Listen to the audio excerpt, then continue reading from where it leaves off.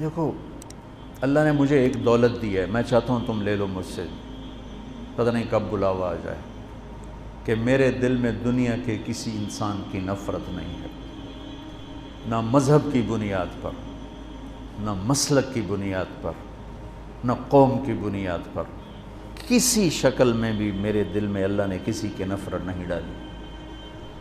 مجھے شراب سے نفرت ہے، شرابی سے نہیں، زنا سے نفرت ہے، زانی سے نہیں، جھوٹ سے نفرت ہے، جھوٹے سے نہیں، مجھے غلط عقائد سے نفرت ہے، غلط عقیدے والے سے نہیں۔ بغض للہ، البغض للہ، جس کو کہتے ہیں البغض للہ، مجھے سب سے محبت۔ ایک اہل حدیث خطیب آ گئے، کہا جی ایک بات پوچھنے آیا ہوں، سچ بولنا جھوٹ نہ بولنا۔ میں بڑا حیران ہو گیا، سچ بولنا، پہلی امتحان لیندہ پہ سچ بولنا جھوٹ نہ بولنا۔ میں نے کہا جی فرماؤ۔ کہا ہمارا بیان ہوتا ہے، ہم اشتہار لگاتے ہیں، بندہ ہی کوئی نہیں آمدہ، تیرا اشتہار بھی نہیں ہوتا، جا نہیں لبدی، تو نے کوئی وظیفہ پڑھا ہوا ہے؟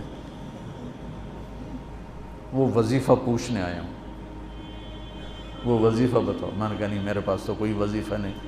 کہنے لگا میں نے کہا تھا نا جھوٹ نہیں بولنا، مجھے سچ سچ بتا وہ کیا وظیفہ ہے، میں وہ وظیفہ کرنا چاہتا ہوں۔ وہ پیچھے ہی پڑ گیا۔ میں نے کہا مولانا صاحب میں نے کوئی وظیفہ نہیں پڑھا، مجھے کوئی وظیفہ، میں وظیفے پڑھتا ہی نہیں، میں تو صبح شام کی دعائیں پڑھتا ہوں، وہ مسنون تسبیحات پڑھتا ہوں بس۔ جو زیادہ پیچھے پڑ گیا میں نے کہا ایک وظیفہ ہے، سب سے محبت کرو سارے ہی آ جائیں۔ تو اللہ نے میرے دل سے سب کا بغض نکال دیا ہے۔ ذات، ہاں مجھے برے عمل سے کا بغض ہے، برے عقیدے سے بغض ہے، بری زندگی سے بغض ہے، لیکن ان افراد سے نہیں ہے۔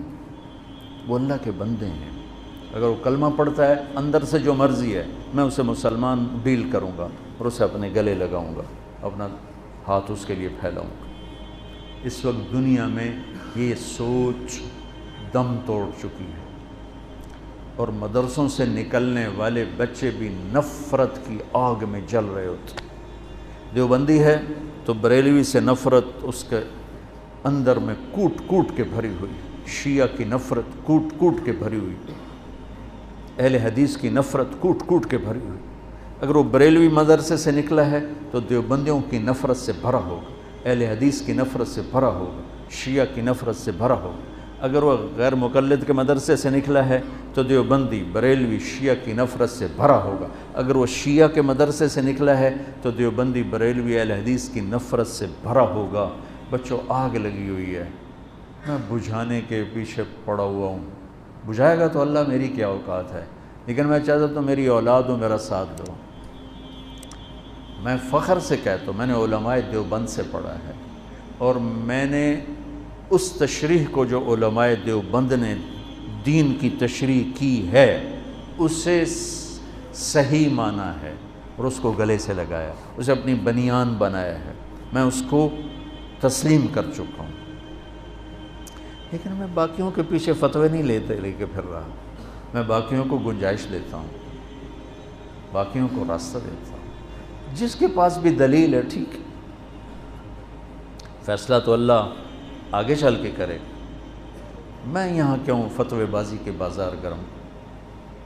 ایک مناظرہ دیکھا، ایسی کلپ کھل گیا تو وہ ادھر ہمارا وہ تھا مناظر اور ادھر تھا اہل حدیث کا رفع یدین نہیں ہے، رفع یدین ہے۔ اتنا دکھ ہوا، اتنا درد ہوا کہ یہ احمق کس دنیا میں رہتے ہیں کہ امت اسلام چھوڑنے تک پہنچ چکی، یہ رفع یدین پہ لڑ، جس کے کرنے نہ کرنے سے نہ جنت کا فیصلہ نہ جہنم کا فیصلہ۔ تو بچوں یہ چند ضروری باتیں تھیں جو آپ کی خدمت میں پیش کرنی تھیں۔ آپ شہید کربلا اور یزید یہ کتاب آپ ضرور پڑھیں، تاکہ ابھی آپ کا ابتدائی سفر ہے تو آپ کا ذہن صاف ہو جائے، ایسی کوئی ادھر ادھر کے احمقانہ مواد پڑھ کے آپ کا ذہن نہ ڈول جائے۔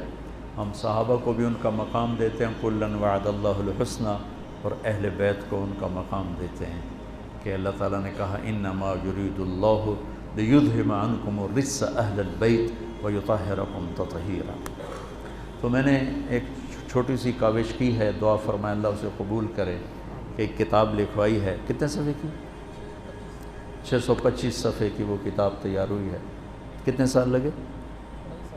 2.5 سال میں وہ کتاب تیار ہوئی کہ مواد ہی نہیں ملتا تھا۔ میں کہا شاید ہم یہ جب اللہ مجھے بلائے تو میں اللہ اس کے رسول کو یہ تحفہ پیش کروں کہ آپ کی اولاد کے لیے میں یہ نذرانہ لایا ہوں، اور تو میرے پاس کچھ ہے نہیں، آپ کے در کا مراسی بن کے مرنا چاہتا ہوں، آپ کی اولاد کے تذکرے کرتے کرتے مرنا چاہتا ہوں، ان کی محبت اور عشق میں مرنا چاہتا ہوں۔ امام شافعی نے کیا کہا تھا؟ لو کان الرفض حب آل محمد فلیشہد الثقلان انی رافض۔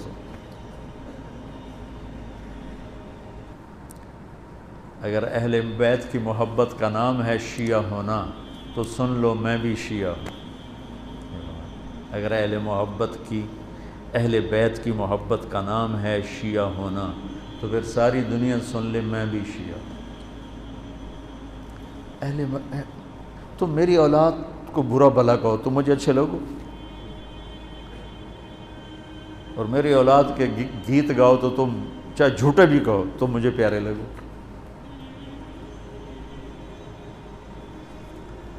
تذکری ہمارے کو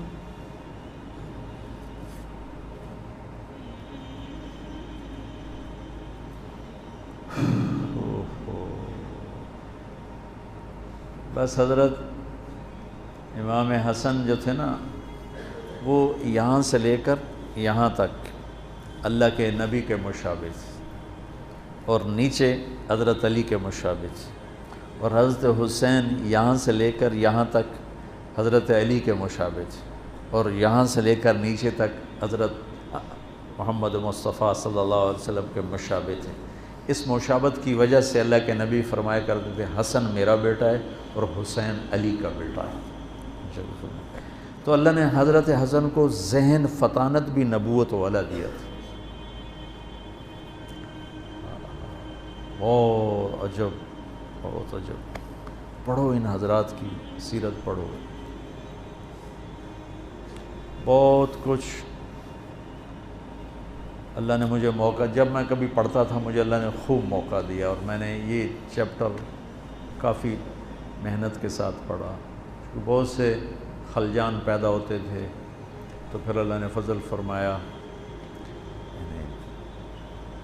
ایک صحیح بات تک اللہ نے پہنچا دیا، وہی آپ تک پہنچانا چاہتا ہوں۔ السلام علیکم۔